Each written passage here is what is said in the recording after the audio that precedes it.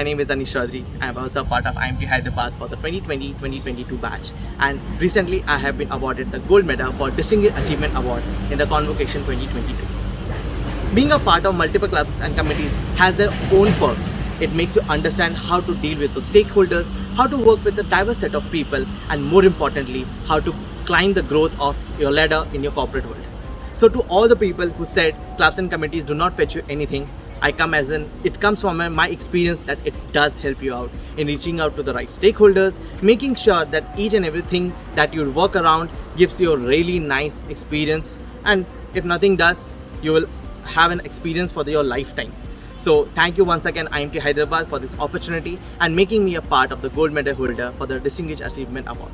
Thank you. Have a nice day.